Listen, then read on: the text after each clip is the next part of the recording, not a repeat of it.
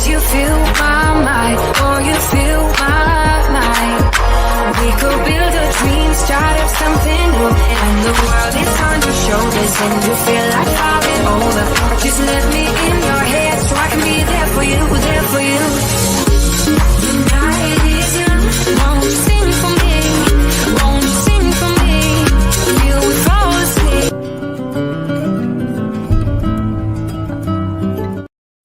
Hello, everybody. Welcome to VC Masters on the Pod TV network. I'm Nick Palavito. I'm one of your panelists today about venture capital and venture capital investing. And today, of course, we have the moderator of the show that you all know, who's Dr. Salman Alzar from Duke University. And he's going to be explaining something that most people need to know about as well. How do you invest in startups and venture capital and the new latest and greatest things when you can't get it on the platforms you go to? Like I have Schwab, I have Wells Fargo, I just installed another platform, but about emerging corporations and things that can make a difference, hard to get the information, almost impossible. And certainly it's not going to be in front of you every day. But who's going to be in front of us at least every week is Dr. Salman Alzar, who's actually a professor at Duke University and runs the Azimuth Fund. Dr. Alzar, this is a big problem because, in Amazon, the time to invest is early on. The time to invest in Uber, and a friend of mine did put in $25,000, and he did make $144 million, because I saw the S4 come out, was on Uber. The time to invest is when these things are getting started and hot. When you're buying, like Apple, you're buying yesterday's story. You should have bought it 30 years ago. So tell us a little bit how we can get access to the information so that we can invest in some of these emerging companies. You know a lot about it because you work with them. Yeah, so access to information is one of the key reasons. There are other reasons as well, such as not understanding the terminology and not understanding things like liquidation preference and downside protection. But let's start with access. And the way I got exposed to that, to whole VC investing, is that I was just like a regular person, a regular entrepreneur, and this was the financial crisis was kind of coming around the corner. I had made some small investments in friends and family kind of rounds with some companies, but I hadn't really done anything huge in a systematic way. And one of my mentors, basically, I asked him, how do I get access to more deal flow? And he said, why don't you join this angel group or that angel group? And I attended various meetings of angel groups, and I started with that. And then as I started with that and kind of started developing a portfolio, I realized that angel investing is a very difficult sport. And the reason is that it's kind of like one-eyed leading the blind. They're usually run by people who invest based on their knowledge and emotion, as opposed to doing a thorough diligence as VCs do. And that's basically, I turned more into the VC investing. And VC investing is at different stages. You can have early stage, as Nick was mentioning. And in the early stage, what happens is that you risk losing all your money. And you also risk, actually on the other side, you gain making a lot of money. So one of my best investments was an early stage investment that gave me 171x return. Nothing like the friend that Nick was saying that put in $25,000 in Uber some time ago. So just to calibrate the expectation, you do get these kinds of outrageous returns, but not every company. In fact, most companies don't give you those kind of returns. Generally, you're lucky to have one or two of those companies that give you that kind of an outrageous return. So at early stage investing, what you do is you diversify. You put $25,000, and $25,000 comes from a number that most companies are not willing to do anything less than $25,000. So you put $25,000, let's say, in 10 companies, and from these 10 companies, 8 would go out of business, 1 would give you a huge return, and the last one, the 10th company, is going to determine how much, what really happens. So you need to have a sizable investable cash position to invest that kind of money. Essentially, you're looking at 250,000. Now, you will have some companies that will accept less than 25,000, but then the question is really, why are they doing that? Can't they get enough investments? My typical investment started with 25,000. These days, it is more. I usually invest in fewer companies, later stage, and I invest a larger check size. And part of it is because as I grow older, the timeline that I have is shrinking. And then it is also that a lot of companies are taking longer to exit. Exit is kind of like is a kind of a code word for saying the company is sold or goes public. And that's basically when you are able to sell your shares and get your cash back. Okay, yeah, and I think a lot of people are looking at that. They go, when do I get out, and when do I capitalize on it? But the person I was talking about, who I know personally, who did put 25,000, became worth 144 million. That's the big returns. I think that's the home run, Dr. Zar, that most people are looking forward to. The problem is that that's not the reality of investing world, at least in these startups and these smaller companies. The reality is they go broke. So how do you mitigate your risk when it comes to investing in these smaller startup companies? So if you're just starting out investing in early stage companies, my suggestion is to follow smart money and to really, rather than try to do your own diligence and so on, just follow somebody that you can trust who also has good judgment and good experience.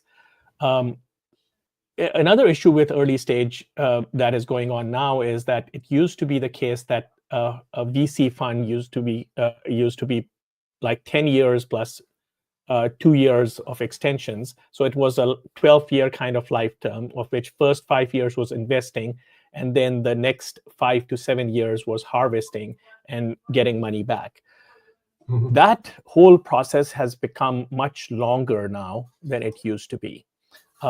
So if you are investing in this and you are not don't have the patience of 10 to 12 years or even more, it's like 15 years now, sometimes for the early stage to get an exit, you need to kind of focus more on later stage investments, which have a shorter period. These are generally mature companies that will have an exit, which an acquisition or a public offering where you can sell your shares and get your money back in, let's say, 1 to 5 years. Now, you are not going to get those kinds of outsized returns that you will that Nick's friend got in Uber or I got in Amplitude, the 171x return, but you will be able to get a good sizable return, something like 5 times to 10 times the money at 20 to 50% rate of return, IRR, as the financial people call it. And that is a good place for you to get started and get your feet wet, because it's not possible for me to convince you, if you're a bond investor, for example, to invest in a situation where you can lose your capital. Now, I will talk about some strategies to mitigate the capital loss, called preferred shares or liquidation preference or downside protection. But bottom line really is that the first advice is to follow somebody that knows what they're doing. I still get a lot of prospective investors. When I give them access to the data room, they start getting into this analysis paralysis. And I'm like saying, look, I've been doing this for over 20 years. And no offense intended to anybody, you can't understand this if you're just getting into it. It is like me going into your workplace and pretending that I can do your job just by looking at documents. it doesn't work, and you will either do one of two things. You would either miss out on good opportunities, or you will invest in things that are dead on arrival. Mm-hmm. Yeah. Well, when it comes to these incubators, though, I mean, the thing is, in order to find them, it seems to me that most of them are located in the San Francisco Bay Area. When I did my research, 40% of all venture capital investments, 40% in the United States came from the San Francisco Bay Area, 10% then from LA, 10% from the area of Boston. But Raleigh-Durham and Duke University area was like 0.75. Are you operating at a disadvantage to be in Raleigh-Durham, Chapel Hill, even though they have a very educated workforce? The venture firms just aren't there. What are your thoughts on that? Yeah, I'm smiling because the way I came to Duke University is I was on a college tour with my son, and I was connecting with my old professors.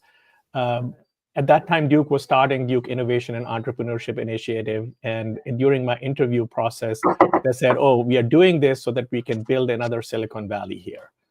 And this is not a very smart thing to do for an interview during the interview process.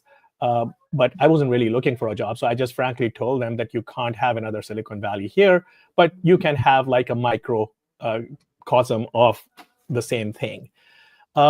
One thing that COVID has done, the only good thing actually the COVID has done, is making remote business relationships and work possible.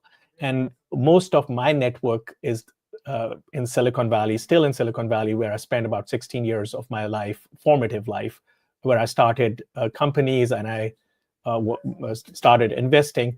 So I get a lot of my deal flow from there. The investors are all over the world, even international, but a lot of deal flow is still from Silicon Valley. The companies, may be anywhere, but the funding and VCs that I deal with, work with, and I trust are in Silicon Valley. And yeah, I use the word trust actually. Ian, who used to run Band of Angels, said something very interesting, that he does not invest in companies outside Silicon Valley because he doesn't trust them. And I said, well, why don't you trust people in Silicon Valley? And he said, because people don't pee in their own pool. So in Silicon Valley, if you start peeing in the Silicon Valley pool, you will be thrown out of the party and you will never get any deals. Whereas if somebody comes in, let's say from Seattle, and I'm just picking Seattle because that's the example he used, he doesn't, they can come and give them some numbers and projections that are complete lies in order to get funding. And by the way, that happens a lot as well. And you have to be wary of that, is that a lot of startups inflate their numbers and inflate their projections in order to get funding. And that, and this better than I do, is securities fraud. And they can get into a lot of trouble. They just don't know about it. They just think that, this is like a class project or a sales pitch or something like that, that you're selling a used car and you're saying, hey, this is the greatest car. One of my favorite things in these pitches is that, there's always this slide with the team. And there's always this cliche that people use, that we have got the best team. And my response to that is that I have 3 mediocre children, and I'm trying to figure out what's going to happen to them. Because everybody seems to be hiring the best team, and who's going to hire my 3 mediocre kids? Would they ever be able to get a job in this economy where everybody is constructing the best team? So, short answer: follow the smart money, follow somebody who has been there, done that, and then, as I mentioned, there are people that invest at different stages. There are funds that invest in different stages. Early stage is higher risk, longer return, but also you can have like a huge pop, like you can have like 171x return. Late stage is low risk. You de-risk losing a lot of your money or most of your money, but you would get like a 10x return or something like that. You are not going to get the 171x return like I got in Amplitude. Mm-hmm. Well, what are your thoughts on private equity? And in my industry, we've had, in the insurance industry, we had a major life insurance company, American National, taken over by private equity. and it was a publicly traded company, and now it's gone private. But there has been other insurance companies and companies taken over by private equity. What's your thoughts on that? So private equity and VC investing is like oil and water. They do not mix very well. One of the fundamental tenets of private equity is that they want a majority controlling stake, and they want the ability to hire, fire, and make the decisions about the company.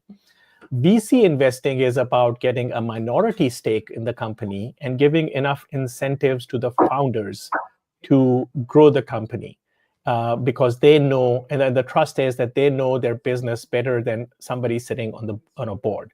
And as an entrepreneur, I can tell you that there have been hardly any board members that I have ever come across, and as a board member as well, that know the business better than the entrepreneur knows their business. So typically, the companies start at VC as VC-backed companies.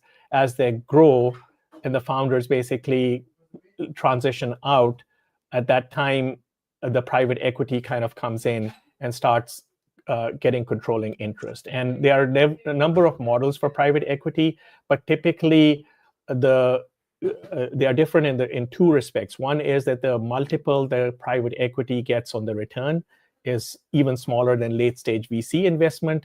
And the second is that they want to control the company, which means that a lot of founders at that time would leave. So a founder would only accept a private equity buyout if they are done with this thing, or they are in a desperate situation where they don't get it. If somebody gives you like 2-3x return in private equity, that's considered pretty good.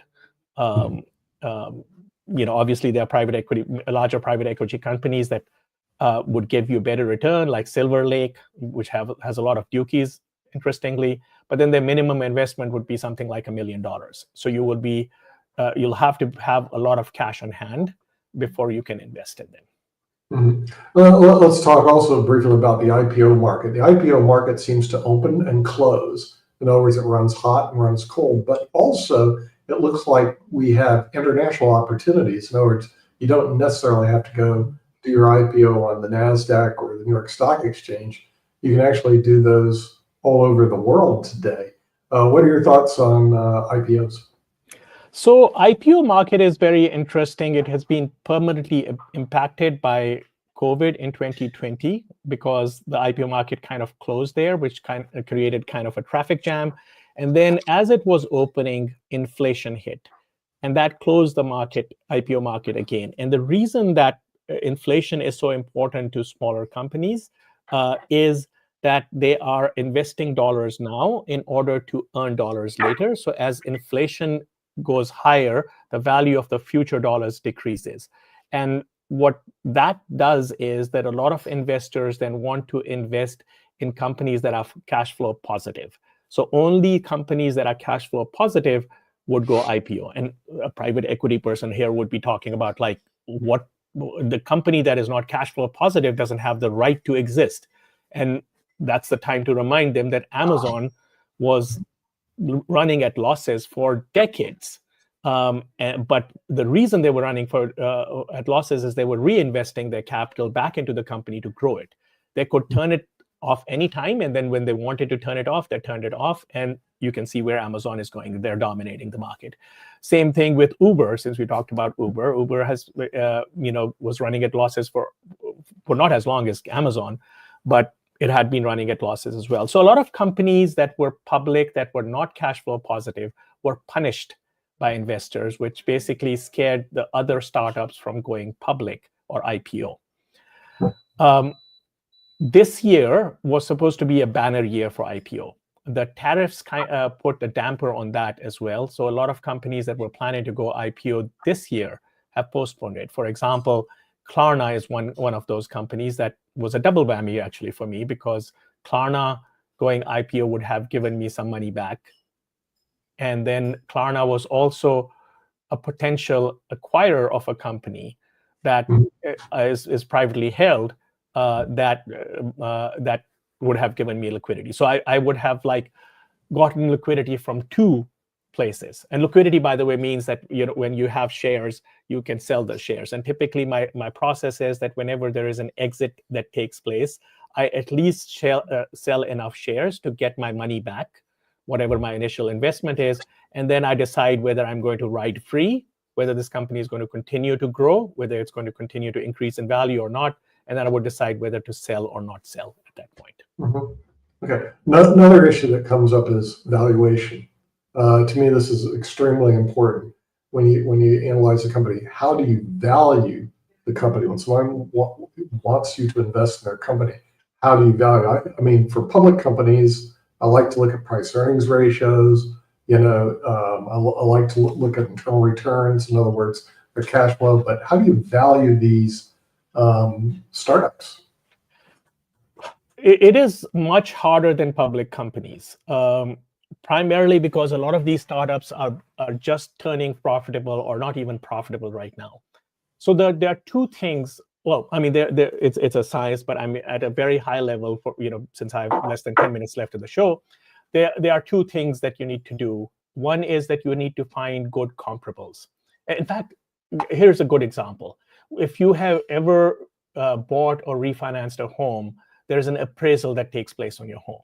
And one of the key things that the appraiser does is look for other homes in your neighborhood and what are they selling for, and then adjust based on their condition, based on their size, based on lot size, would adjust the value of your home based on what other comps are or comparables are. That's the number one way of valuing companies.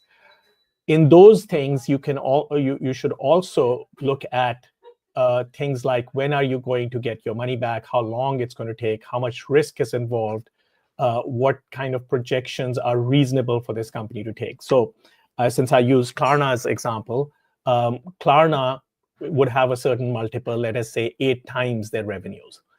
I have a similar company that is planning to go IPO next year. So I would take the 8 times revenue for Klarna, and I would say that because my other company is going public a year later, it should have a smaller multiple. Maybe I would change it from 8 to 7 or 6, depending on what kind of risk and timeline I have. The second thing I would include is I would see what Klarna is growing at. And Klarna is growing at, let's say, about 25%. And the other company, Quesky is incidentally the name, is growing at about 50%, let's say. So I would say, okay, for that reason, the multiple should be higher. So you basically change the multiple based on the revenues going up or down based on different conditions such as risk, timeline, growth rate, etc. Mm-hmm. And another question we have that I look at when I look at companies, and this is to me a very difficult one: management. I've seen good companies fold, and the thing is, I look at and they're in good businesses, and then I've seen bad companies succeed. But it seems to deal with one thing that you read in a textbook: management. Mm-hmm. Okay, but management is more than just reading something in a textbook. It's actually a very important factor. How do you quantify, how do you analyze and determine whether this company has good management or has basically a bunch of flakes who are pretending to be good managers? How do you do your evaluation on that? Yeah, so that's very insightful question. One of the biggest reasons that companies fail, if you ask people with fresh MBAs, why do companies fail? They will say they run out of capital. But if you really look deeper, the conventional wisdom is that it is their leadership and management that causes that, and that a lot of bad decisions are made. I am so pained by some very good companies with great opportunities failing because their leaders were too arrogant to not believe in themselves. It's almost the opposite of like the thing that motivational speakers use. If you believe in yourself, you can do anything.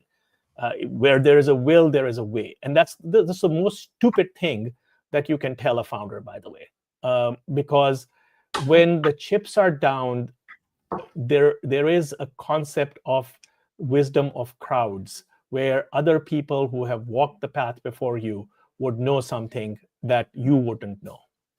And a lot of founders, especially the younger founders that are coming out, don't have that humility to listen and question themselves. Mm-hmm. Coming back to how I know, first of all, I don't know. I'm trying to play the numbers game here. I'm trying to pick the probabilities here.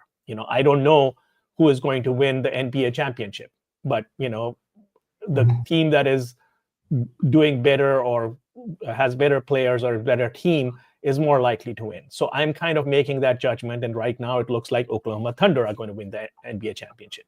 But in reality, it can be, I don't know,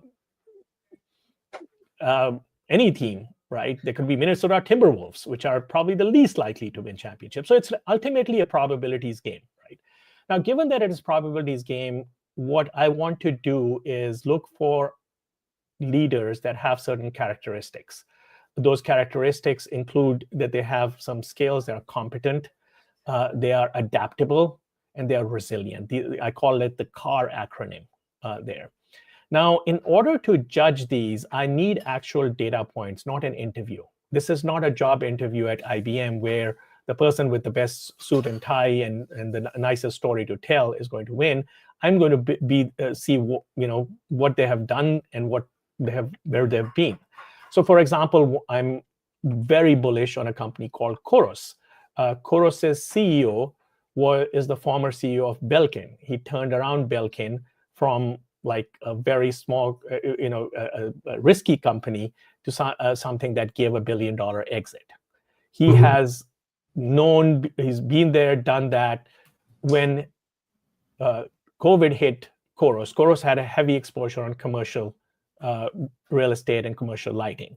And so he was able to use the same playbook that he used at Belkin to change Khoros from a growth company to a cash flow positive company.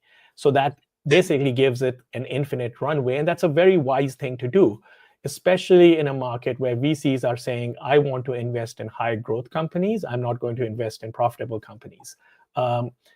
So you have to have, so at least for me, I have to see that the leadership has that knowledge, experience, and temperament to be able to survive and, in fact, thrive in challenging times. Because companies that come out of challenging times are a higher echelon compared to everything else because they have defeated all the competition and they're the only one left standing.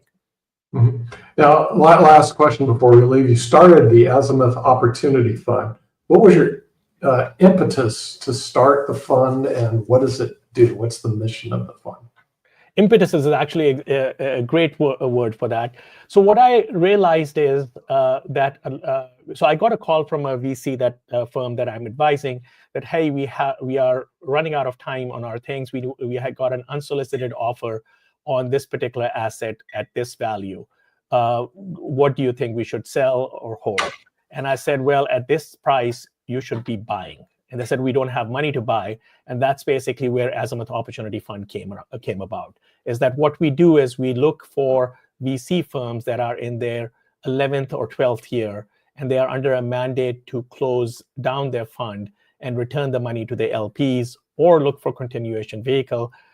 That involves selling or parting with some of their assets. And because they are under time pressure, they are willing to give us discounts. And we can get discounts like 40%. So it's like, why pay more? Why pay the full price if I can buy these stocks on sale?